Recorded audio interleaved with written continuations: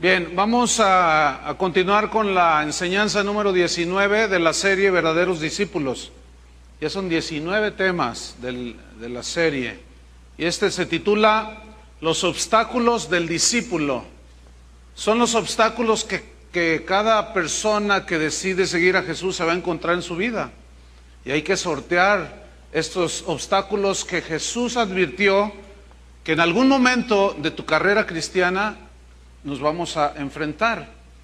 A estas alturas, el discípulo de Jesús ya entiende que Jesús es su único maestro.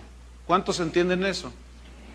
El discípulo, por lo tanto, rechaza a cualquier otro maestro que le enseñe a vivir diferente de como Jesús le ha enseñado. Porque Jesús no comparte su enseñanza con Buda, ni con Freud, ni con el capitalismo, ni con el marxismo, y muchísimo menos con el materialismo. La enseñanza de Jesús es totalmente opuesta. Entonces Jesús, como nuestro maestro, es el único maestro, es el exclusivo maestro, y es un maestro, Él es un maestro excluyente. Esto significa que Él no admite que en nuestro corazón haya otro maestro, solamente Él.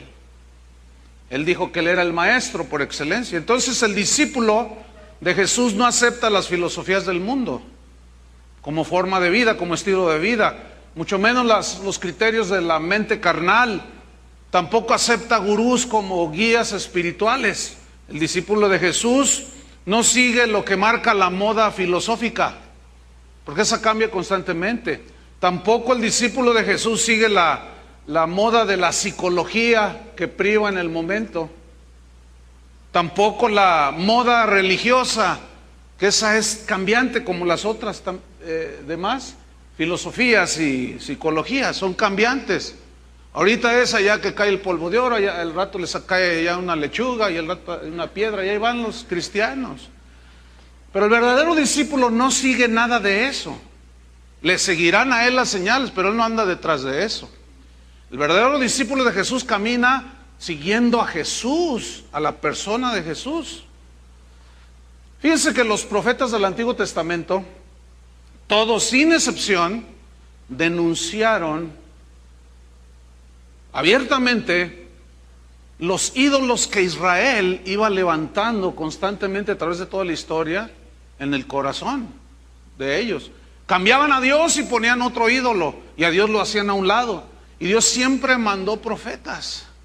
Y Jesús nos viene a establecer y a reconfirmar que amarás al Señor tu Dios con todo tu corazón, con toda tu mente, con todas tus fuerzas. Vino a confirmar: no tendrás dioses ajenos delante de mí, diciendo el Señor. Entonces, el Señor Jesús no admite términos medios. Eres frío o caliente, porque a los tibios los vomita. Esa es una frase muy fuerte, porque el discípulo de Jesús depende única y exclusivamente de Jesús como su maestro, como el que le enseña. Entonces el discípulo verdadero ha entendido y está convencido que seguir a Jesús es algo irreversible. Es decir, que si tú pones tu mano en el arado, ya no puedes volver atrás. Es algo irreversible totalmente. Hay una escritura que quiero que abran en Lucas capítulo 9, donde vamos a ver por lo menos 3 tipos de candidatos a ser discípulos. Lucas 9, versículo 57. 3 tipos de personas que eran candidatos a ser discípulos, pero que el Señor, al conocer los corazones, se da cuenta y les contesta, les da respuestas que los confrontan. Fíjense, en el versículo 57 y 58 de Lucas 9, en esos 2 versículos encontramos al candidato discípulo, que es de esos sentimentales, de esos acelerados, precipitados. Yo, donde vayas tú, Señor, yo voy. Dicen, ¿verdad? Ven un milagro, sí, yo me voy. Hoy conviene que vayamos detrás del Maestro Jesús. Yo sí, a donde quiera que vayas, Maestro. Fíjate lo que dice. Lucas 9:57. Aquí está este candidato a ser discípulo. Yendo ellos, uno le dijo en el camino: Señor, le dice, te seguiré a donde quiera que vayas. Y yo me imagino esa escena, a Jesús mirándolo a los ojos, y Jesús, como sabía cuál era la condición de ese candidato discípulo, sabía que ese discípulo no había calculado el costo. Sabía que ese discípulo probablemente lo seguía porque lo había visto multiplicar los panes y los peces y había comido gratis. Probablemente lo seguía porque dijo: no, este es sana, voy a tener médico de cabecera. Entonces le dice: a donde quiera que vayas. Y Jesús lo mira: a donde quiera que yo vaya. Fíjate lo que le responde en el versículo 58. Le dijo Jesús: mira, las zorras tienen guaridas, tienen su casa, y las aves de los cielos sus nidos, donde criar a sus polluelos. Mas el Hijo del Hombre no tiene donde recostar la cabeza. ¿Qué le dijo? ¿Qué le quiso decir Jesús a este candidato a discípulo? Lo que le dijo fue lo siguiente: si tú me quieres seguir, ¿estás dispuesto a que sean las buenas y en las malas? Porque seguirme, a veces va a haber estrechez, a veces va a haber abundancia, a veces va a haber persecución, a veces va a haber ataques, a veces va a haber tiempos en que todo va a ser una calma extraordinaria y una paz maravillosa. Pero a veces yo no tengo dónde recostar la cabeza. ¿Cómo? No, a veces no tengo dónde recostar la cabeza. Pues a mí me habían dicho que tú habías venido al mundo a hacerme rico. ¿Quién te dijo eso? Pues ahí escuché un predicador que vino allá del norte, que tú viniste al mundo a hacerme rico.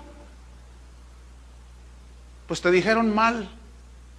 Porque, pregunto yo, si a eso vino Jesús y alguien logra ser rico, ¿ese discípulo estará dispuesto a dejarlo todo lo que ya Dios le dio? No, al contrario, quiere más. Oye, Señor, pero a mí me habían dicho que tú pues dabas buenas casas y dabas buenos carros. ¿Cómo que a veces no tienes dónde recostar la cabeza? Así es. No, a veces no hay donde yo duerma ni recueste mi cabeza. Lo que le quiso decir Jesús es que hay un precio a pagar. Que seguir a Jesús no es seguir a los gurúes. No es seguir a los maestros que andan ahí ofreciendo ofertas del Evangelio. Déjame decirle, el Evangelio de Jesucristo le costó tanto, le costó su vida. Y Jesús jamás le va a bajar el precio para el que quiere ser su verdadero discípulo. Jamás. Pero los seres humanos somos muy dados a regatear. El mexicano tiene una fama de regatear. Regatear, ¿entiendes eso? Regatear, sí. Es que tenemos visitas internacionales. Entonces, vamos al mercado, vamos a algún lado. ¿Y cuánto por esto? Tanto. Ah, no, está muy caro, le doy. Empezamos a regatear. Con Jesús, el discípulo no puede regatear. No puede decirle: bueno, te sigo, pero pues dame todo lo que te pido. Si no, no te sigo. No, con Jesús no puedes chantajear a Jesús. Él es el maestro y Él es el que marca las reglas para seguirlo. Entonces vemos muy precipitado. No dice la Biblia qué sucedió con él. A lo mejor dijo: no, yo que quería dormir y viajar y dormir en hoteles de 5 estrellas. Y sale con que Jesús le dice que el techo son las estrellas, porque a veces no tiene ni dónde recostar la cabeza. Vemos en el versículo 59 y 60 otro tipo de candidato discípulo. Ese es el típico que está preocupado por quedar bien con el papá, con la familia, con el hermano, con el amigo, con el compadre. Versículo 59 dice: y dijo a otro: sígueme. Él le dijo: Señor, sí te sigo, dice, pero déjame que primero, noten, que primero. Bueno, en la Biblia siempre Dios exige ser el primero. Cualquier otra cosa que se ponga en primer lugar antes que Él es un ídolo. Y se está menospreciando al mismo al mismísimo creador del universo. Entonces este candidato a discípulo no dice el nombre, lo cual me habla que cualquiera de nosotros los que estamos aquí podemos ser uno de ellos. Le dijo, déjame que primero vaya y entierre a mi padre. Pregunta, ¿su papá estaba en un féretro ahí en su casa? ¿Lo estaban velando? No. Lo que está diciendo este joven, le contesta es mira, mi padre se ha preocupado porque yo termine una carrera, tengo que terminar la carrera, para entonces yo darle el deseo del corazón de mi papá. Entonces, después de que yo satisfaga el deseo del corazón de mi papá, lo que él quiso para mí, planeó para mí, entonces ya después te sigo. Y es el candidato a discípulo que quiere agradar primero a los demás antes que a Dios. Entonces le dice, la respuesta de Jesús le dice, deja que los muertos entierren a sus muertos. Y este es un juego de palabras. Los primeros muertos aquí son los muertos espirituales, los que no quieren nada con Dios, que oyen la palabra de Dios pero no quieren nada. Dice, bueno, esos son los muertos. Deja que esos muertos entierren a sus muertos, dice. Y los segundos muertos son literales. Y tú ve y anuncia el reino de Dios. Es decir, hay una tarea muchísimo más importante en el llamado a un discípulo, que es ser luz del mundo, que es ser sal de la tierra, que es predicar el evangelio antes que cualquier otra cosa, como propósito principal en la vida de un discípulo, seguir a su maestro. En el versículo 61 y 62 encontramos ahí a otro tipo de candidato a ser discípulo. Y es el típico vacilante, el que duda, el que no titubea. Versículo 61 dice, entonces también dijo otro, te seguiré, le dice. Te seguiré, Señor, pero déjame que me despida primero de los que están en mi casa. Y Jesús le dijo, ninguno que poniendo sus manos en el arado mira hacia atrás es apto para el reino de Dios. Esta alusión de Jesús de ya no mirar atrás tiene mucho, es un paralelo, se puede aplicar cuando aquellos ángeles llegaron a Sodoma y Gomorra y le dijeron a Lot, salte, porque Dios va a destruir esas ciudades a causa de la perversidad. Pero le dio instrucciones y le dijo, pero dile a tu familia, a tus hijas, que no miren atrás. Dile a tu esposa que no miren atrás. Lo cual, ahí hay una enseñanza muy simple, muy sencilla, pero muy poderosa y de mucho compromiso para el discípulo. Que es, una vez que Dios dice algo, ya no hay que mirar atrás. Entonces ellos salieron, pero el corazón de la esposa de Lot estaba arraigado en las cosas del mundo. Y eso le impidió salir de la ciudad de la destrucción.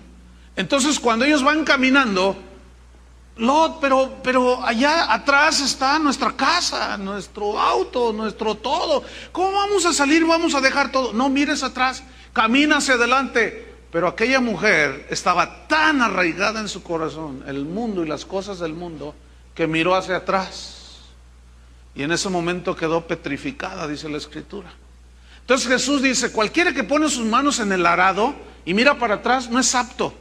¿Por qué dijo no es apto? Esta figura del arado y el que toma el arado, para nosotros no tiene mucho sentido porque la mayoría de nosotros no somos campesinos. Pero en los tiempos de Jesús, cuando ellos escucharon eso, la mayoría eran campesinos. Entonces ellos sabían, a muchos seguramente sembraban y otros eran entendidos, sabían que lo que Jesús estaba diciendo, lo estaban entendiendo perfectamente por una razón. Porque cuando el agricultor tomaba el arado y empezaba a barbechar el campo, tenía que mirar en línea recta y guiar a los bueyes, ¿sí? Pero si él tenía una leve distracción, se desviaba, se torcía, entonces ya el surco salía desviado y chueco. Hace unos días escuché pues es un comercial, es un anuncio del gobierno que mete en la radio, que habla de que cuando vas conduciendo no contestes el teléfono celular. ¿Por qué? Porque está comprobado que un segundo que te distraigas, puedes chocar con el de enfrente. O con un segundo que hagas tú un movimiento, te descuides un segundo, ya se puede desviar. La instrucción es, no quites la mirada del auto que está enfrente. Y mira por los espejos, y toma tu carril y allí vete. No vayas así, porque hay mucho riesgo. Y señoras que tienen auto, dice el comercial, no se vayan maquillando ahí. Ay, qué desesperación. Porque a veces le toca a uno una señora que se va maquillando y está, el semáforo está en alto y empieza. Se pone en verde y sigue la señora. Entonces empiezan todos a sonar el claxon, entonces acelera y en su descuido el otro ya se detuvo y le llega por atrás. Un solo descuido, fíjate. Entonces tiene mucho sentido lo que Jesús les decía. Cualquiera que pone su mano en el arado y mira para atrás, ya se puede ir así. Entonces el discípulo sabe que no puede despegar su mirada de Jesús, porque la mirada es en línea recta. Y el que lo hace, dice, se va a desviar. Pone sus ojos en los hombres, en la gloria del mundo, en otras cosas, y desvía su mirada. No es apto. Entonces, fíjense, el verdadero discípulo de Jesús siempre tiene su mirada en Jesús. Siempre. En 1 Reyes 19, no lo busquen, versículo 19 y 21, ahí hay una historia de Eliseo que estaba arando con las yuntas de bueyes. ¿Recuerdan? Y llega Elías y lo mira y le llama, se quita el manto y se lo pone. Ahora, para nosotros igual eso no tiene mucho sentido porque nosotros no tenemos esa cultura, ni éramos el pueblo escogido de Dios, pero Eliseo sabía que lo que había hecho Elías de ponerle el manto, le está diciendo, tú vas a ser mi sucesor. Entonces él le dice, ok, está bien, yo voy a seguir al Señor, pero voy a ir a mi casa a despedirme de los míos. Ahora, ¿se acuerdan que Jesús dijo, no, deja que los otros se despidan? ¿Que se está contradiciendo? No, déjeme explicarle. Lo que pasa es que Elías no es Dios, ni era Jesús. Y cuando él le pone el manto y Eliseo le dice, voy a ir a mi casa a despedirme dice, ¿a mí qué? Le dice, no, pues, ¿a mí qué? Ese es un asunto tú y Dios, pero yo qué, yo nomás hice lo que tengo que hacer, tú eres el sucesor, mi sucesor. Entonces no se está contradiciendo. ¿Por qué? Porque Elías era hombre y Jesús es Dios. Entonces Jesús está sobre Elías. Ahora, Eliseo se despidió de su padre, de su familia y todos, pero dice que tomó los bueyes y los sacrificó. Y con la yunta, con la madera, hizo un sacrificio y se entregó a Dios.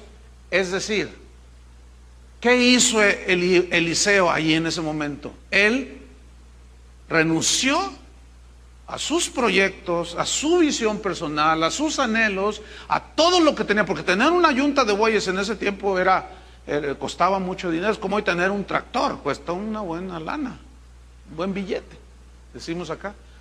Entonces Eliseo estaba totalmente dispuesto a seguir al Señor y quemó su yunta y a los bueyes los sacrificó.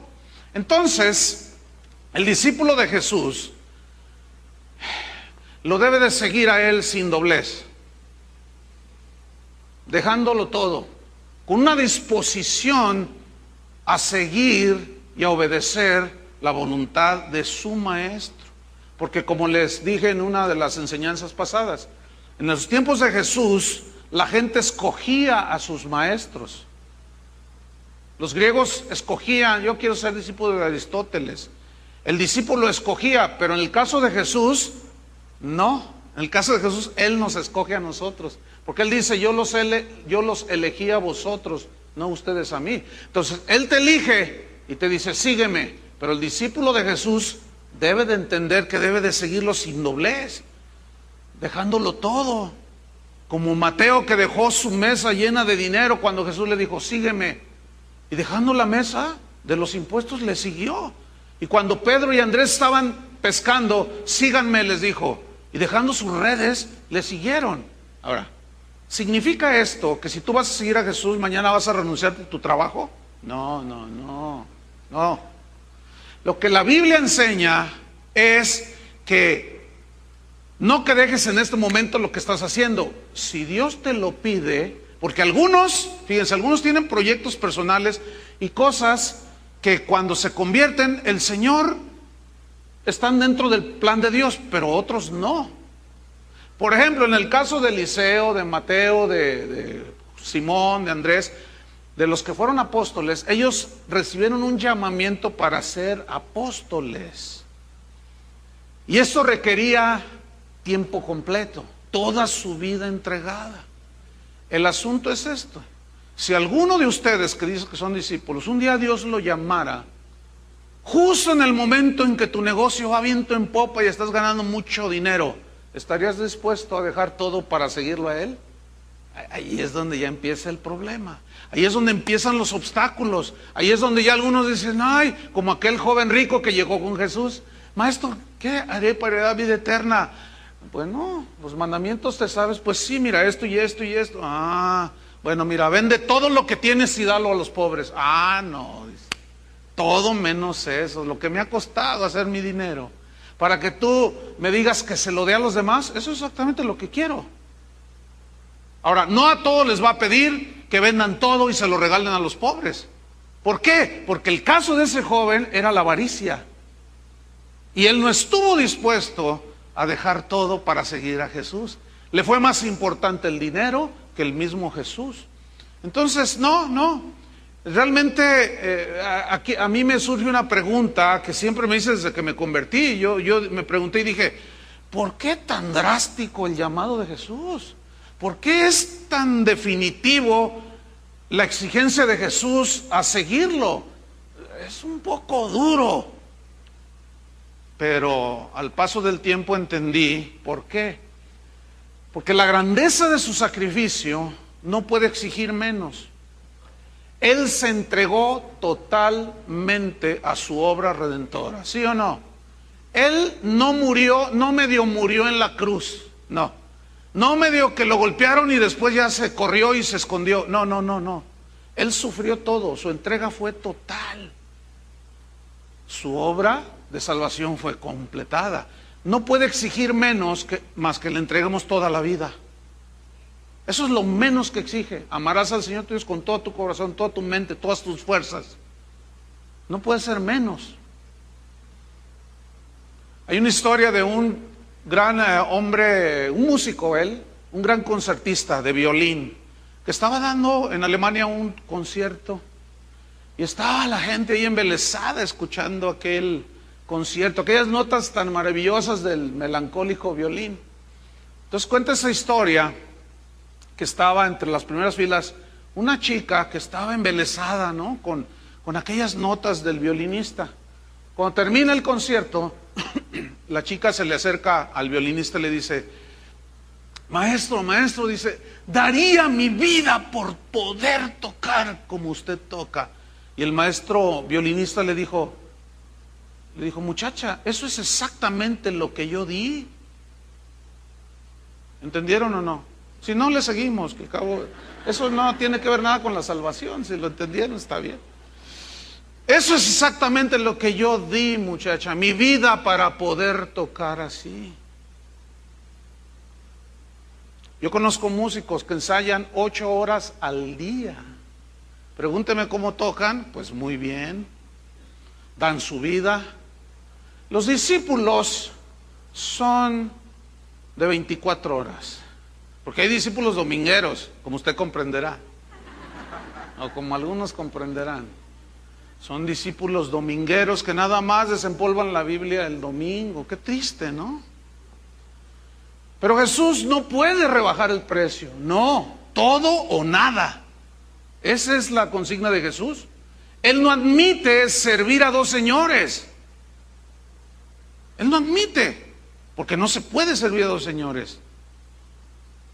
Es imposible. Entonces el discípulo de Jesús debe saber que seguirlo es irreversible. Ya no hay vuelta para atrás. Ya no, ya no. Déjame ilustrárselo. Cuando usted se sube a un avión con destino a Madrid, tú lo vas a hacer en 2 días. Te subes al avión, te sientas, te empiezan a dar instrucciones de que abroches cinturón, etcétera. Entonces tú abrochas tu cinturón y el avión despega y comienza a tomar altura. Pero yo jamás he visto a nadie que en pleno vuelo vaya con el capitán y le diga, bajan en la esquina. Me quiero bajar, tocan el timbre, dice, bájame en la siguiente nube. En primer lugar, porque el que se sube a un avión sabe que es imposible que lo bajen. O que se regrese, el avión no se regresa. Oiga, tengo miedo a la altura. Pues dale una pastilla para que se duerma, le dice. No nos podemos regresar. Tiene marcado un destino ese avión. Tiene que llegar. Pero nadie puede bajarse. Así es, cuando tú pones tus manos en el arado y dices, yo voy a seguir a Jesús. Por eso él fue muy contundente cuando se acercaban, a donde quiera, a donde vaya. Y él siempre, no es fácil, te va a costar todo, ¿estás dispuesto a todo? ¿Quieres primero agradar a los tuyos? Pues vete con los tuyos. O sea, Jesús exige todo. Una vez tuve una experiencia horrible, hablando de aviones. Joe Blader, un misionero que estuvo aquí, hicimos un viaje a Durango. Y cuando ya íbamos en el avión, de pronto el capitán, y se les habla el capitán del vuelo 777. Dice, por favor, a partir de este momento, nadie se levante al baño, sin excepción. Todos sentados, abróchense los cinturones, porque estamos a punto de entrar en una tormenta y hay mucha turbulencia. Entonces todos, porque a medio vuelo a veces se suelta uno y empezaron todos, y todas las aeromosas ahí, a ver señor, ándele, y todo. Entonces ya estábamos así, y de repente, yo no sé cuántos se han subido a una montaña rusa, yo nunca, pero después de eso, yo digo, no, eso debe ser terrible, además de que a mí me da vértigo, todos esos juegos mecánicos.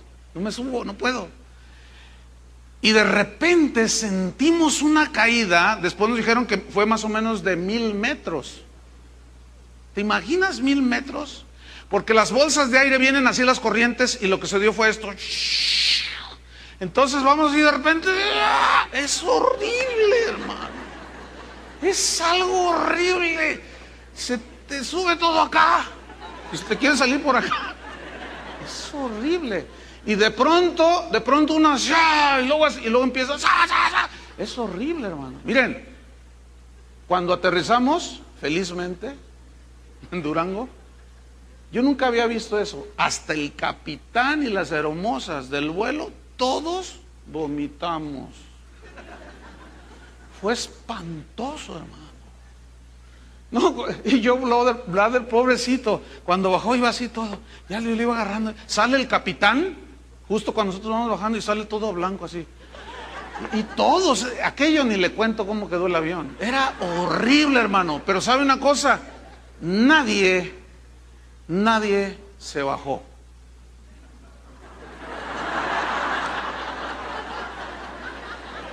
Aunque hubiera querido bajarse, era imposible. Escúcheme bien, cuando un discípulo de Jesús, cuando un cristiano o alguien que dice que quiere ser un discípulo de Jesús, se sube al vuelo cuyo destino es la ciudad celestial, ya no hay regreso, ¿entiende? Pero en el trayecto va a haber muchas turbulencias, va a haber muchos sacudimientos, va a haber momentos malos, no muy agradables, pero ya no puede volver atrás. Yo no sé usted, yo ya hice mi decisión hace muchos años. Unos apenas empiezan a tomar el vuelo, otros ya van a la mitad, otros despegando, no lo sé. Pero si hay alguien que todavía está en tierra, espero me estén entendiendo, estén en tierra y dice, yo a donde quiera, yo mi vida por Jesús.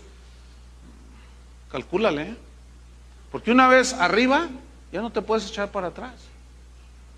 Ya no. Entonces el discípulo sigue hasta el final.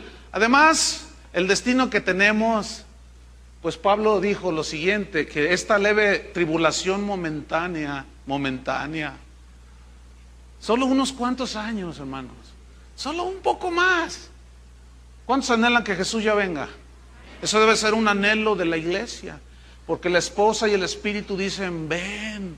Y los verdaderos cristianos anhelamos que ya Él venga. No con ese sentido escapista como critican algunos predicadores que dicen, ¿cuántos están esperando a Jesús? Y todos responden, amén. Dicen, pues ya no va a venir, dicen, porque Él ya vino. Es en serio, así están predicando. Él ya vino, ¿para qué quieres que venga otra vez? Ahora nos dejó aquí para tomar la tierra y nosotros ser los reyes. Puras falsas doctrinas, hermano. Jesús exige todo. Entonces, el verdadero discípulo tiene que tener esto muy claro en su mente. Ahora, la carrera cristiana también San Pablo la compara a una carrera en un estadio, una carrera de obstáculos. ¿Han visto en las Olimpiadas esa carrera de obstáculos? En la que los corredores, aún al disparo, todos salen al mismo tiempo y van corriendo, y de pronto a cierta distancia se encuentran con unos obstáculos. El corredor tiene que ir a una buena velocidad y ser muy exacto en el momento en que ellos brincan y extienden la pierna para brincar el obstáculo. ¿Cuántas veces se ha visto que muchos de estos corredores no toman la velocidad suficiente o calculan mal, pegan el brinco antes de tiempo y se estrellan aquí con el obstáculo? ¿Sí han visto eso? Porque les faltó adiestramiento, qué sé yo. Entonces, el cristiano como discípulo es como un corredor que va corriendo en la vida cristiana con sus ojos puestos en la meta, pero se va a encontrar con obstáculos. Y le voy a hablar brevemente de estos 5 obstáculos principales con los cuales un verdadero discípulo se va a encontrar en algún momento de su vida. El primero es los lazos familiares. Vamos a Lucas capítulo 14. La familia. ¿Cuántos aman a su familia?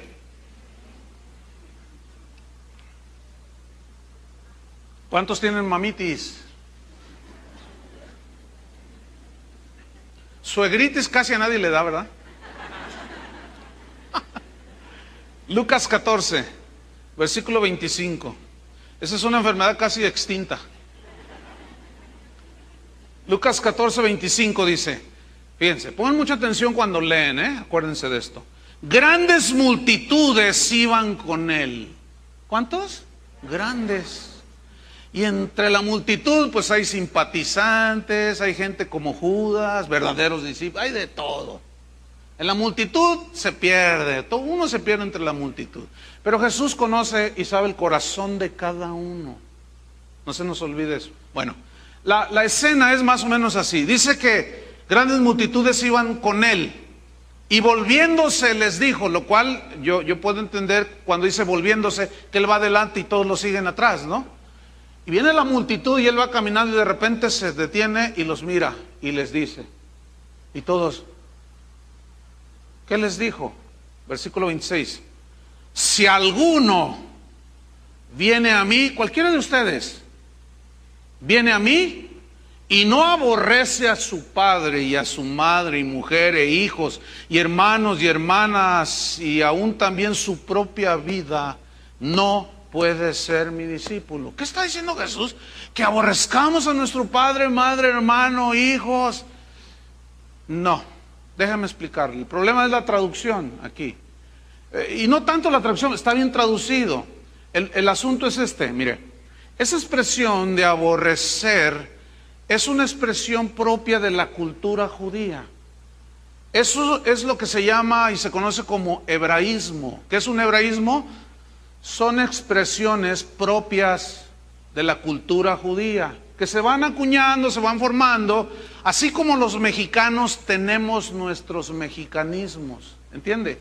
Por ejemplo, ahí le va un mexicanismo. Si usted va a cualquier parte del mundo y le dice a alguien, ¡ay! Me cayó el 20. Bueno, ¿qué dijo? ¿Qué dijo? Que le cayó el 20. ¿20 toros? ¿Qué es eso?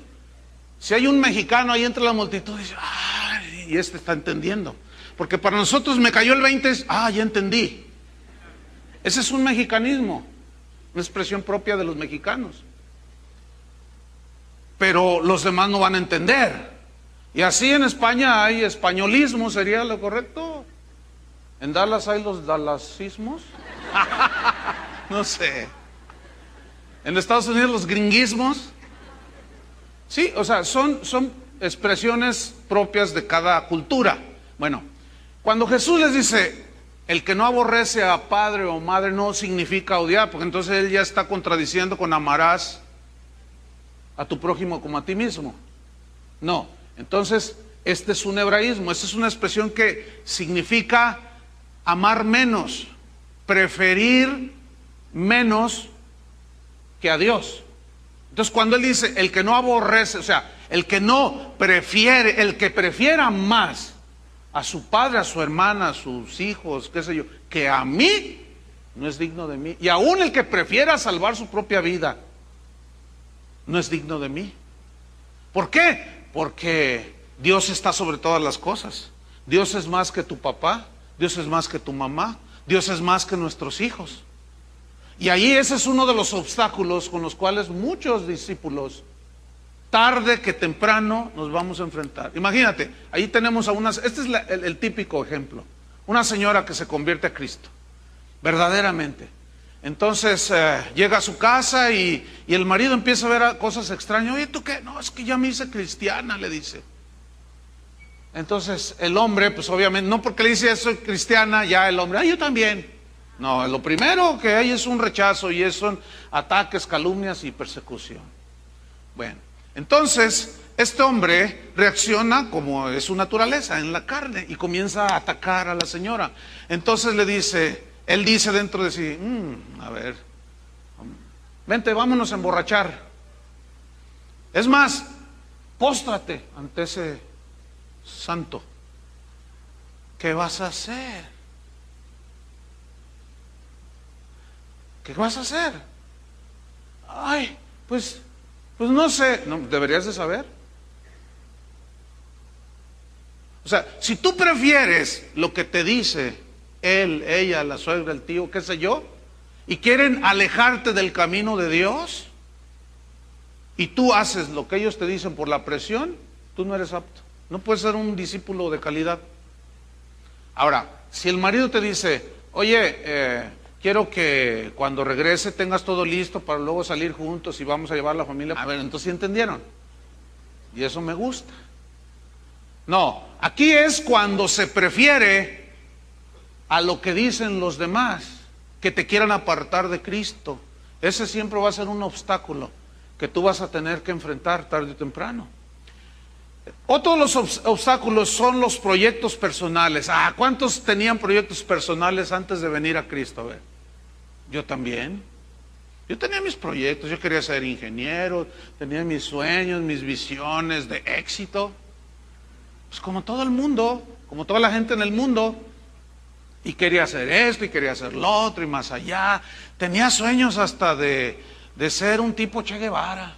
Es que me juntaba ahí con los comunistoides de la UDG, ya saben, ¿no? Entonces yo quería ser ingeniero agrónomo para llegar al campo y sacar al campesino de la pobreza. Ese era mi sueño, ese era mi proyecto personal, fíjense, para ayudar a los campesinos. Por eso quería ser ingeniero agrónomo. Pero cuando me convertí a Cristo, el Señor me cambió los planes, porque me dijo, deja todo. A mí me llamó al ministerio, no a todos los llama al ministerio, pero me llamó al ministerio justo en el momento en que tenía un trabajo que, miren, ganaba aquello que ustedes quieren también, que todo el mundo quiere, dinero. Justo en ese momento, el Señor me dice, ahora sí deja todo y sígueme. Y yo, ¿what? Deja todo y sígueme. ¿Saben? Dejé todo, porque ese fue para mí el llamado.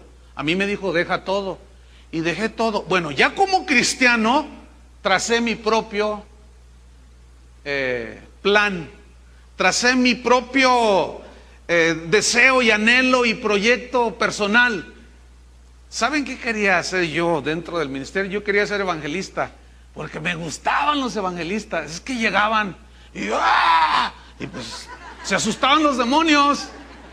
Entonces yo veía cómo liberaban a la gente, y le hacían, ¿no? Y luego te reprendo y en el nombre de Jesús. Y yo decía, no, qué suave. Y pues toda la gente, pues eso es muy llamativo, ¿no? Entonces yo dije, no, ya sé, yo voy a ser evangelista. Me senté muy evangelista, pero el Señor me dijo, no eres tan listo. Y miren, comencé mi vida cristiana y de pronto me encuentro con esto del proyecto personal, ya como cristiano. Y el Señor me dice, yo quiero que tú seas pastor. No, pastor, no, Señor, yo quiero ser evangelista. Es que pastor no, porque yo veía a mi pastor cómo lo trataban las ovejas, cómo son las ovejas. Yo decía, no, así como ustedes son. Yo decía, no, yo pastor no. Veía cómo escaseaba todo. El evangelista pues llega y asusta a todos y admira a todos. Y luego le dan su ofrenda y se va bien contento. Y el pastor no, el pastor se queda con todo el ovejerío allí. Y anda con las ovejas y huele a oveja y todo, ¿no? Yo dije, no. Yo le dije, no, Señor, mira, yo quiero ser evangelista. Y el Señor me dejaba. Pero de pronto, otra vez el obstáculo. Me decía, un día me dijo, ya para no irme más tiempo, me dijo, ¿vas a hacer lo que yo quiero que tú hagas o vas a hacer lo que tú quieres? ¿Y qué quieres que haga? Tú vas a ser pastor. Tuve que hacer un lado mi proyecto personal, ¿me entiende? Aún dentro de Cristo. Vamos a una escritura. Lucas 9:23, de donde estábamos un poquito atrás. Lucas 9:23. Y decía a todos, aquí nadie se escapa, decía a todos, si alguno, ¿por qué dice alguno? Porque no dice, si todos vienen, les digo a todos, pero no dijo, todos los que vienen a mí, porque no todos van a ir a Él. Yo quisiera que todos los que me están oyendo ahorita, que están aquí en este auditorio, realmente siguieran a Jesús. Pero lamento decir, esta es una realidad. Yo quisiera en mi corazón, pero sé que no todos. ¿Serás tú? ¿Seré yo, maestro? Ay, se quedaron fríos. Bueno, está bien, que se pongan a reflexionar. Entonces dice, si alguno quiere venir en pos de mí, niéguese a sí mismo. ¿Qué es negarse a sí mismo? Negarte a todo lo que es tuyo, tus derechos, tus anhelos, todo lo tuyo, para ahora hacer la voluntad del Maestro, tomando su cruz cada día y sígame. Ahora, cuando los discípulos escucharon tomando su cruz, pues nosotros siempre esa frase ha tenido una connotación religiosa, así como mística. Tome su cruz. Pero cuando los discípulos escucharon cruz, acuérdense que en ese tiempo la crucifixión era el castigo a los delincuentes. Y ellos vieron muchas crucifixiones. Entonces cuando Jesús dice, el que no toma su cruz, la cruz era un símbolo de la muerte. El que no muere a sí mismo. A todos los anhelos, aunque sean buenos, pero si no están en la voluntad de Dios, la pregunta es, ¿cuántos están dispuestos a renunciar a ellos? Ese es el punto del discipulado, hermanos. Niéguese a sí mismo, tome su cruz cada día, ¿y qué más? Y sígame. Mire, en Marcos 1, vamos a ver un ejemplo en la Biblia, Marcos 1:16, de cómo los proyectos personales muchas veces, en algunas ocasiones, Dios te los pide. En otras no, en otras se convierte a alguien, está estudiando arquitectura y Dios quiere que seas arquitecto, pero a veces no. El punto es hasta dónde estamos dispuestos a negarnos a nuestros propios proyectos. Vamos a leer Marcos, capítulo 1, versículo 16. Dice, andando junto al mar de Galilea, vio, o sea, Jesús vio a Simón y a Andrés su hermano, que echaban la red en el mar porque eran pescadores. Ahora, un pescador, un agricultor, un comerciante, cualquiera que tiene un negocio, quiere que produzca, ¿no es cierto? Cualquiera quiere que su negocio crezca.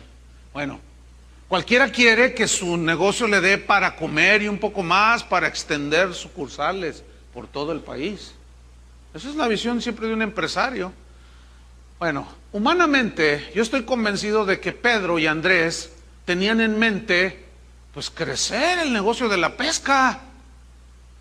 Entonces ellos echaban vamos Andrés, vamos, 1, 2, 3, vamos a agarrar los mejores atunes, de 20 kilos. Vamos a agarrar los mejores peces para poder poner nuestra empresa de productos pesqueros Simón S.A. Porque ellos querían. Eso es algo natural.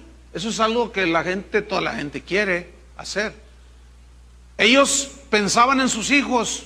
Vamos a tener una gran pesca, vamos a pescar bastante para que nosotros podamos obtener buenas ganancias y mandar a nuestros hijos a la escuela, a la universidad. Son proyectos normales, naturales. Por lo tanto, ellos anhelaban una gran pesca. Pero noten lo que sigue. Versículo 17. Y les dijo Jesús, venid en pos de mí y haré que seáis pescadores de hombres. ¿Qué les está diciendo? Dejen su proyecto personal, porque yo tengo otra tarea para ustedes. Yo me puedo imaginar la escena, ¿no?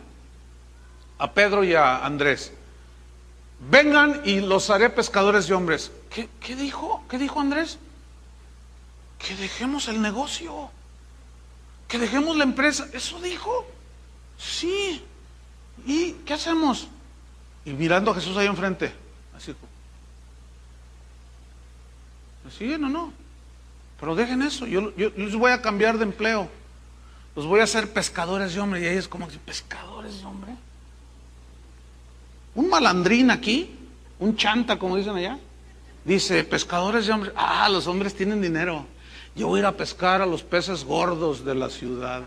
Como una vez un pastor me dijo, hermano Chuy, ore por mí porque Dios me dio una visión. Voy a levantar una iglesia. Ah, qué bueno, le digo. Gloria a Dios, sí oro por ti. Dice, y Dios me dio la visión que me enfoque única y exclusivamente a la gente de clase media alta para arriba. Yo le dije, sí. Le dije, o sea que tú vas por los peces gordos. Dice, sí, porque son los que tienen plata y con plata podemos hacer muchas cosas para el reino. ¿Para el reino? ¿Cuál reino? El de ellos. Entonces yo le dije, o sea que tú quieres los peces gordos, pero si se te mete un charalito ahí, un pececillo, ¿qué? Fíjense que hubo una corriente muy fuerte en los años 90 en ese sentido, ¿eh? No sé qué tanto sigan las iglesias, pero un montón de pastores empezaron con ese rollo, que Dios me dijo que ganara a los ricos de Guadalajara. Bueno, ¿y si se acerca un pobre, qué? Eso es lo único que están evidenciando, es su tremenda codicia. Qué casualidad que el Señor no les dijo a los pobres de Guadalajara, ¿por qué a los ricos? Ahora, Santiago dice que si en la congregación entra un rico y un pobre, al rico le dices, tú siéntate aquí adelante, así como Carlos, que es bien rico. Siéntate allí. Y al pobre, con vestido andrajoso, y humilde, pobre de condición, tú siéntate allá afuera. Dice, estás haciendo una distinción, una acepción de pecado, estás cometiendo, de personas, y estás cometiendo un pecado. Lo cual a mí me enseña que es una falacia de Satanás, una mentira en la cual caen algunos ministros de querer tener iglesias con puros peces gordos. ¿Me entiende? Porque ¿qué siente un pobre? ¿Lo vas a correr? Entonces, Simón y Andrés dijeron, bueno, pues ellos entendieron el llamado. Y fíjese lo que hicieron en el versículo que sigue, 18. Y dejando luego sus redes, le siguieron. Wow. Siguiendo sus redes, le siguieron. Pues aquí las redes simboliza su proyecto personal, sus anhelos, sus deseos, etcétera, ¿no? ¿Cuántos están dispuestos a eso? Ahí es donde algunos se echan para atrás. El tercer obstáculo que vamos a enfrentar es los bienes materiales, el dinero. Fíjate lo que dice en Mateo 6:24. Mateo 6:24. Ahora, ustedes ya saben que el dinero en sí mismo no es malo, en sí mismo no es malo. El dinero es neutro, no es ni bueno ni malo. El problema es la actitud que un discípulo tenga hacia el dinero. Pablo dice que la avaricia es idolatría. Entonces fíjense lo que dice en Mateo 6:24. Dice así: ninguno puede servir a dos señores. Mire, si leemos esa frase así nada más, no, pues sí, ninguno. No, vamos a analizarla. Escúchenme todos bien. Dice así: ninguno. ¿Cuántos son ninguno? Ni uno solo. Ni uno solo. Háganle todos así: ni uno solo. Ni uno. Ninguno. Eso es ninguno. Ahora, ninguno puede. Ninguno puede. No se puede. Pero hay algunos que creen que pueden. Esos predicadores de la prosperidad, a los cuales ya hemos denunciado aquí y hemos establecido que es una doctrina que no es bíblica, que inclina a la gente hacia la codicia, que ancla a la gente en los bienes materiales de aquí, ellos creen que sí se puede, pero no se puede, hermanos. Porque hay cristianos que su vida es obtener la casa de sus sueños, el auto de sus sueños, el viaje de sus sueños, la estabilidad económica de sus sueños. ¿Y qué si una vez la logran? ¿Están dispuestos a dejarla si el maestro se los pide? ¿Verdad que no? Entonces, ¿ven que el mensaje es opuesto? ¿Quién estará equivocado? ¿Jesús o los falsos profetas de la prosperidad? Les estoy preguntando. Yo me quedo con lo que dice Jesús. Si Él dice ninguno, yo le creo a Él, no tengo problema. Ninguno puede servir.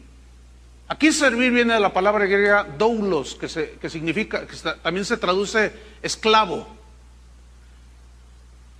En el tiempo bíblico había esclavos. La gente compraba personas como esclavos. Y cuando alguien compraba un esclavo, el esclavo sabía que no tenía ningún derecho y que era comprado para servir incondicionalmente a su amo. Pablo dice: yo, Pablo, esclavo de Jesucristo. Pero esta esclavitud es voluntaria. O sea, yo decido ser esclavo de Jesucristo. Y si yo decido ser siervo y esclavo de Jesús, debo entender que mis derechos y mis anhelos ya no cuentan. ¿Me entienden? Ya no, porque soy esclavo. Entonces cuando Jesús dice ninguno puede servir a dos amos, a dos señores. Y aquí Mateo utilizó la palabra griega kyrios, que se traduce por señor, pero significa supremo, el que está por sobre todo. Entonces, nadie puede servir a dos que sean supremos. Es imposible, no se puede. ¿Por qué? Jesús lo dijo: porque si quiere agradar a uno, va a desagradar al otro, va a amar al otro y va a menospreciar al otro. Y luego dice: no podéis servir a Dios, dice ahí el versículo, no podéis servir a Dios y a las riquezas. Ahora, ¿y si Dios te bendice? ¿Te da bienes materiales? Bueno, la Biblia dice que Dios da bienes en abundancia para que los disfrutemos, así dice la Biblia. Pero esos bienes no deben de estar en el corazón, porque si no va a ser un obstáculo para obedecer a Dios. Tú tienes que estar dispuesto, tú los debes de tener en la mano, no en el corazón. Y no deben de ser un obstáculo para seguir a Cristo cuando Él te diga: ahora haz esto. Pero mi negocio, no, yo no estoy preguntando tu negocio, te estoy diciendo que ahora hagas esto y sigas por aquí. Pero es mi negocio. Bueno, no puedes servir a dos señores, porque vas a agradar a las riquezas, pero vas a desagradar a Dios. Y fíjense, aquí la palabra riquezas se tradujo de una palabra que tiene origen desde arameo y tiene varias connotaciones, o mejor dicho, raíces etimológicas, pero se refiere a un dios que los antiguos adoraban y se llamaba el dios Mamón, que era el dios que representaba las riquezas. Era un ídolo, era un monote así, todo lleno de oro. Entonces cuando Jesús dice, no podéis servir a Dios y a ese ídolo que representa las riquezas, no se puede. Entonces esto que Jesús está diciendo, escúchenme bien, es totalmente contrario a lo que se predica hoy en las iglesias. ¿Sí o no? Díganlo, ¿sí o no? No se puede. Pero muchos creen que sí se puede. No se puede. Por eso la iglesia ha caído en una apostasía espantosa. Hoy los discípulos, su mente no está en Cristo. No está en Cristo. Siguen porque lo vieron, que les multiplicó los panes. Pero Jesús conoce el corazón de cada quien. El cuarto obstáculo es el reconocimiento del mundo. Es un obstáculo, miren, a la naturaleza humana le gusta que le aplaudan, que le digan, qué tremendo, tú sí la puedes, tú esto, tú lo otro, más allá, entonces uno se siente realizado. Y hay mucho, miren, los artistas mismos lo dicen, yo vivo del aplauso de mis fans, o sea, de la gloria que les dan ellos, del reconocimiento. Hay una que dijo que se había convertido a Cristo y ahora volvió otra vez a lo mismo de antes porque extrañaba el aplauso de sus fans. Háganme ustedes favor. Ay, esas veracruzanas. Juan capítulo 5. Fíjense lo que dice. Bueno, ya tenemos una muy fiel. Bueno, está bien. No todas las veracruzanas, Juan capítulo 5, versículo 41. Pongan atención a este versículo. Está hablando Jesús y dice, gloria de los hombres no recibo. A ver, ¿cómo está eso? ¿Cómo que gloria de los hombres no recibo? ¿Qué no dice la Biblia que le demos gloria? Y ahora Jesús dice, gloria de los hombres no recibo. Es que son dos cosas totalmente distintas. Gloria de los hombres es el reconocimiento carnal, lisonjero, convenenciero, que aplauden. Miren, para que me entiendan, es la gloria hollywoodense. ¿Han visto ese desfile de artistas cuando es la entrega de los Óscares con la alfombra roja? Y ahora viene la artista ganadora de los Óscares.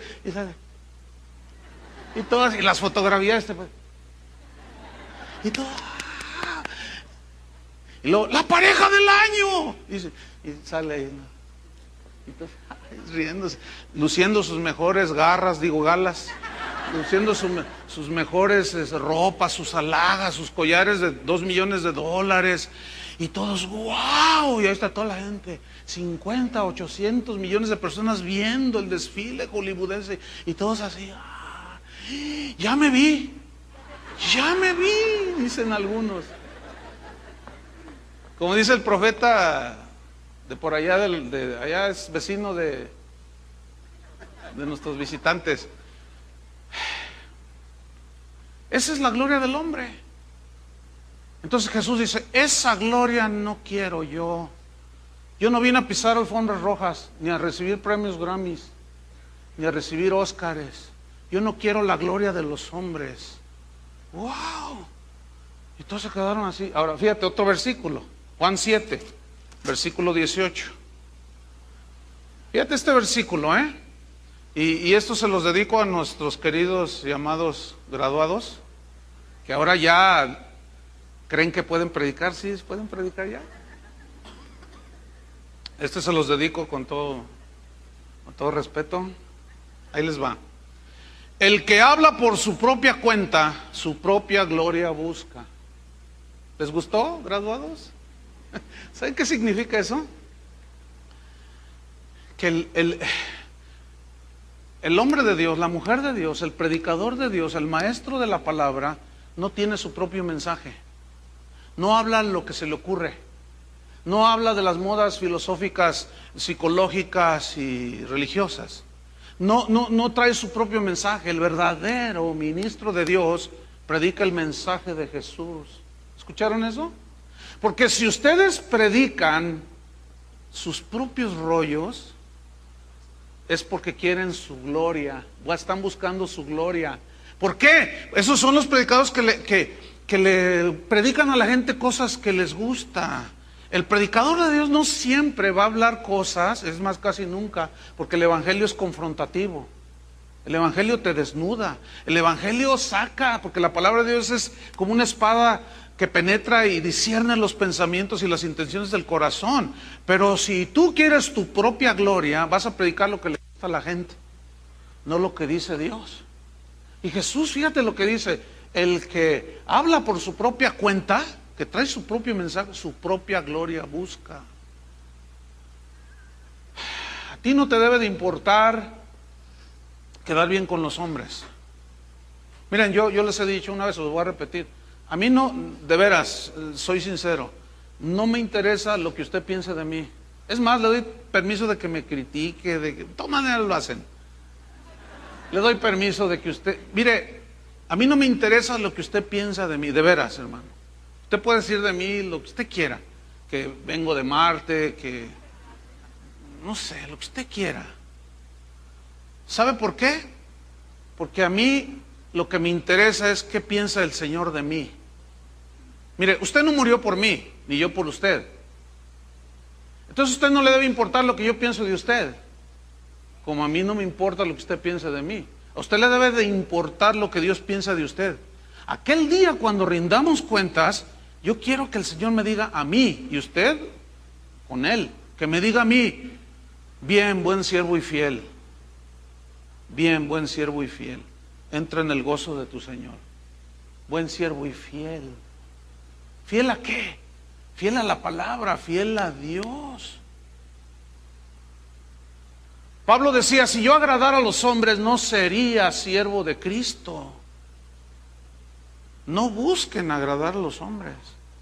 Hablen siempre con la verdad, porque la verdad es la que hace libre a la gente. ¿No lo dijo Jesús?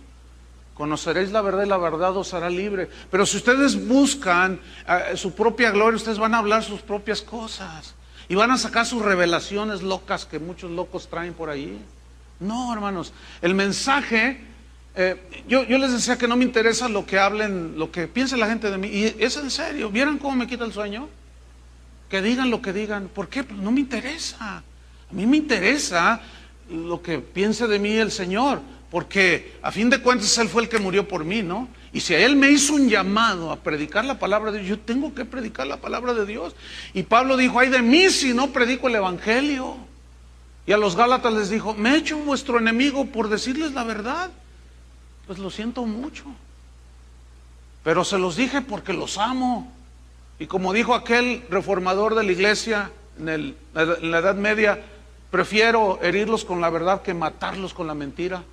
Entonces la verdad del evangelio siempre va a confrontar a la gente, pero no tengan temor a hablar la verdad. A veces los van a perseguir, les van a decir que a ti te van a decir que eres la monja religiosa, y luego con eso que traes puesta, pues, la monja guerrillera, el monje loco. Acá está el hermano. Ay, fíjate, Juan capítulo 12, vámonos rápido. Juan 12, versículo 42. Fíjate dice, aquí Jesús está hablando, dice: con todo eso, aún de los gobernantes, muchos creyeron en Él, pero a causa de los fariseos no lo confesaban para no ser expulsados de la sinagoga, porque amaban más la gloria de los hombres que la gloria de Dios. Aquí gloria significa, amaban más el reconocimiento de los hombres que el reconocimiento de Dios. Ahí significa gloria es la aprobación de los hombres que la aprobación de Dios. Así eran estos, creyeron en Él, pero a la hora de la hora dicen: no digas porque nos expulsan de la iglesia. Hay que alinearnos a lo que está diciendo el pastor, aunque diga puras herejías. No digas nada, que andamos acá en el corazón, acá adentro, siguiendo a Cristo de a de veras, porque nos corren de la iglesia. Fíjate nomás, ¿sí o no está allí? Porque amaban más la gloria, el reconocimiento y el favor de los hombres. Y por último, Pablo dijo, antes de dar el último punto, Pablo dijo que todo lo que él había ganado, todos sus títulos y todo Si se fijan en el título que recibieron ahí, el certificado dice, ¿cómo dice? Bueno, ahorita vemos, ahorita me prestan uno, porque ahí les pusimos un letrero. ¿Ya lo vieron? Bueno, ahorita lo vemos, Eso queda para el final, para cerrar con broche de oro. Pero Pablo dijo que todo lo que él había ganado, lo había tenido por basura. Todos sus títulos que había ganado. Ahora, ¿es malo ganar títulos en el mundo? No, porque te dan un título cuando terminas una carrera y tú vas y solicitas un empleo que requiera la carrera que estudiaste, te piden el título, entonces sí sirve. Pero que los títulos y las glorias que dan todas esas cosas no suplanten el lugar que tiene el Señor. Y tú te creas merecedor de todo. Y Pablo dijo, todo lo que era para mí ganancia lo tengo por basura. Dijo, basura. Pero no lo vayan a tirar a la basura. Porque la palabra basura, Pablo utilizó una palabra griega que significa excremento. Está fuerte. Dice, a mí la gloria del mundo y todo lo que el mundo da cuando tú ganas títulos y hablas 5 idiomas y eres rico y eso para mí es como excremento. Eso es lo que dijo Pablo. Para mí no vale nada, aunque él era un erudito. ¿Entienden? Pero él no confiaba en eso. Y por último, ahora sí, los honores religiosos, ese es otro obstáculo tremendo. Lucas 17, y nos terminamos. Lucas 17. Los honores religiosos, ese deseo de adquirir reputación eclesiástica, prestigio religioso. Lucas 17, versículo 7.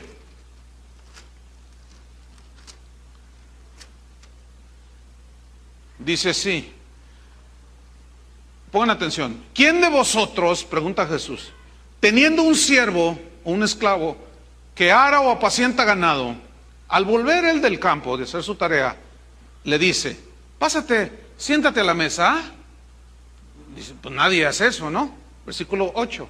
Dice, ¿no le dice más bien, prepárame la cena, cíñete y sírveme hasta que haya comido y bebido y después de esto come y bebe tú? Pues sí, así es el asunto, ¿no?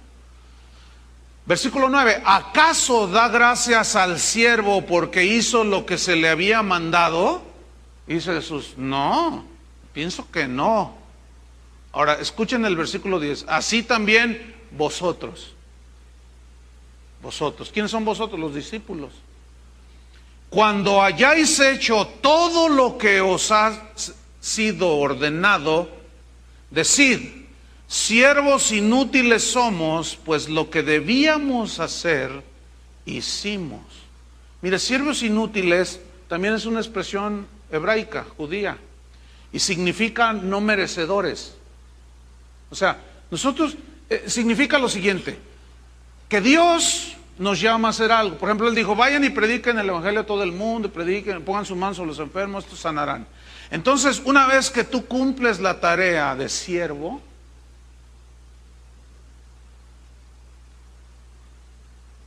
Dios no te va a decir, ay, gracias porque oraste por los enfermos. ¿Verdad que no?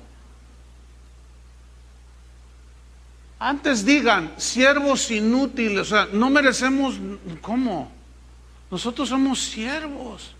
Siervos inútiles somos porque hicimos lo que deberíamos de hacer. Es decir, si yo predico el evangelio, es lo que debo de hacer. Entonces, si yo hago lo que tengo que hacer, el grado más alto al que yo puedo aspirar en el reino de Dios es a ser siervo inútil. Eso es lo que ustedes están empezando a graduar. Ese es el título que recibieron. Véanlo. Dice, diploma que el siervo inútil. No, ustedes son aprendices de inútiles. O sea que todavía no se gradúan. Fíjense, hay cristianos que ponen sus manos sobre un enfermo y se sana. Y, se sanó de cáncer. Yo oré por él. Es que yo sí tengo fe. Uy, espérame. ¿Por qué te enorgulleces? Notan que el Señor no deja un milímetro de espacio para que uno de sus discípulos se enorgullezca, porque hace lo que tiene que hacer. ¿Lo notan ahí? Porque somos esclavos.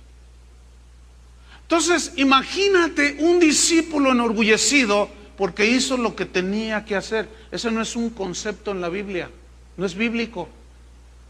Sin embargo, ¿cómo está hoy? Lleno de títulos, el superapóstol. Por cierto, ¿han oído del apóstol Armando Negocios de la Cruz? Es amigo de Luis Rodas, que está aquí. Él es el creador de ese personaje.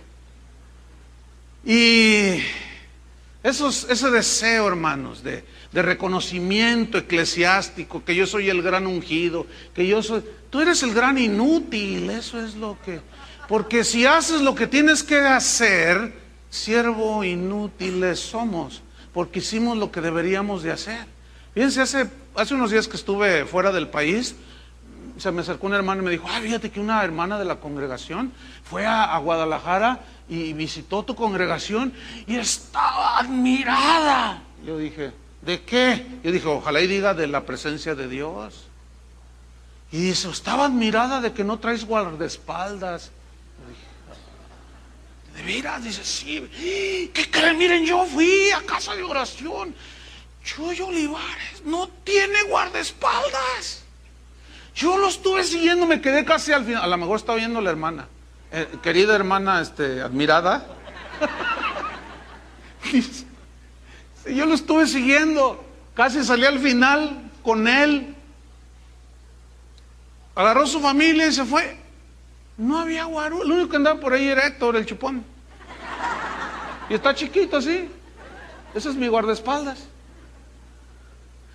Fíjense el concepto que tienen, hermanos. Ahora, ¿por qué quieren guardaespaldas? ¿Por qué traen guardaespaldas? Porque se sienten los divinos. Ay, no me toquen porque soy de cristal. Ay, que no sé qué. Ay, no quiero que se me acerque la... ¿Se acuerdan que Jesús una vez iba caminando y alguien le tocó el manto? Y Jesús se detiene y dice, ¿quién me tocó? Y Pedro le dice, ¿cómo dices quién te tocó si todos te aprietan? Noten esta circunstancia, todos te aprietan. Un día Pedro la quiso hacer de guardaespaldas y sacó la espada y Jesús le dijo, guárdala, inútil. ¿Me están oyendo, inútiles? No lo digo por ustedes, aunque si alguno lo quiere tomar, pues está bien. Digan, siervos inútiles somos, pues lo que debíamos hacer, esto hicimos. Termino, hermanos. Escuchen. Un discípulo que desea seguir a Jesús, o alguien que desee seguir a Jesús para obtener prestigio personal, para hacer crecer su reputación, para adquirir posición económica o prestigio religioso o jerarquía eclesiástica, esto es lo más anticristiano que hay. Es lo más antibíblico que hay. Eso no existe en la Biblia. ¿Entendieron, discípulos? Entonces nosotros vamos a caminar como nuestro maestro nos dice, no como dice Chuy Olivares, no como dice el apóstol no sé qué, como dice el maestro de maestros. Amén. Pónganse de pie, vamos a orar. Gracias, Señor. Vamos a darle gracias al Señor. Padre, te damos gracias. Señor, sabemos que tu palabra nos confronta, nos da luz, pero también nos hace ver nuestra condición. Tú conoces a cada uno de los que están en este auditorio, o los que nos están escuchando por la radio en internet. Tú conoces, Señor, sus verdaderas intenciones, sus proyectos, anhelos.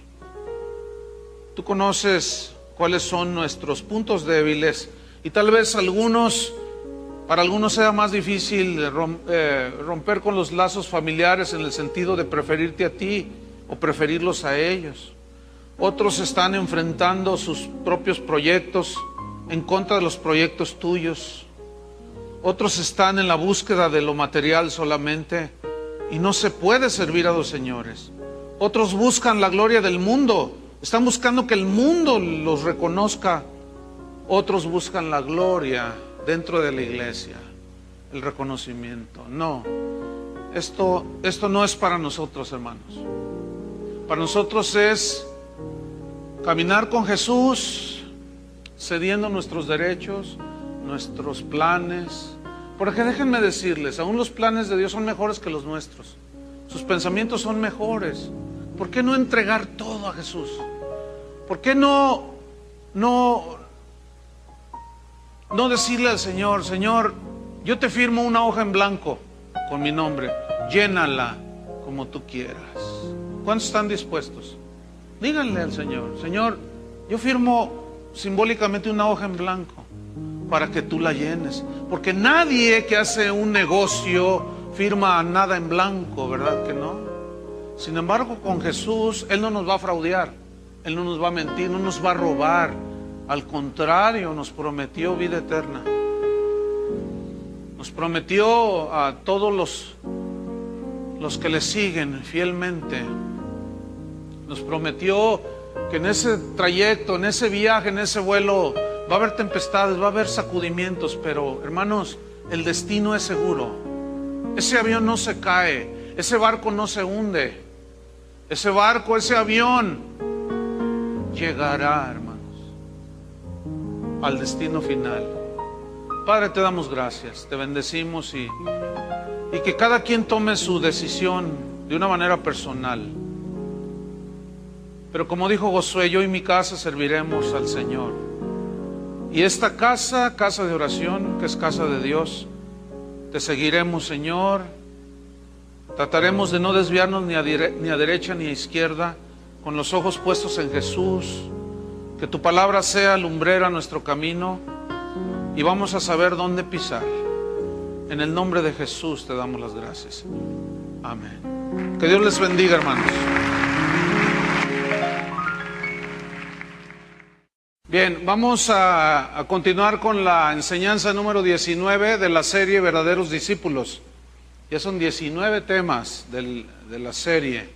Y este se titula Los obstáculos del discípulo. Son los obstáculos que cada persona que decide seguir a Jesús se va a encontrar en su vida. Y hay que sortear estos obstáculos que Jesús advirtió que en algún momento de tu carrera cristiana nos vamos a enfrentar. A estas alturas, el discípulo de Jesús ya entiende que Jesús es su único maestro. ¿Cuántos entienden eso? El discípulo, por lo tanto, rechaza a cualquier otro maestro que le enseñe a vivir diferente de como Jesús le ha enseñado. Porque Jesús no comparte su enseñanza con Buda, ni con Freud, ni con el capitalismo, ni con el marxismo, y muchísimo menos con el materialismo. La enseñanza de Jesús es totalmente opuesta. Entonces Jesús, como nuestro maestro, es el único maestro, es el exclusivo maestro, y es un maestro, Él es un maestro excluyente. Esto significa que Él no admite que en nuestro corazón haya otro maestro, solamente Él. Él dijo que Él era el maestro por excelencia. Entonces el discípulo de Jesús no acepta las filosofías del mundo como forma de vida, como estilo de vida, mucho menos los criterios de la mente carnal. Tampoco acepta gurús como guías espirituales. El discípulo de Jesús no sigue lo que marca la moda filosófica, porque esa cambia constantemente. Tampoco el discípulo de Jesús sigue la moda de la psicología que priva en el momento. Tampoco la moda religiosa, que esa es cambiante como las otras demás filosofías y psicologías, son cambiantes. Ahorita es allá que cae el polvo de oro, allá el rato les cae ya una lechuga y el rato una piedra, y ahí van los cristianos. Pero el verdadero discípulo no sigue nada de eso. Le seguirán a él las señales, pero él no anda detrás de eso. El verdadero discípulo de Jesús camina siguiendo a Jesús, a la persona de Jesús. Fíjense que los profetas del Antiguo Testamento, todos sin excepción, denunciaron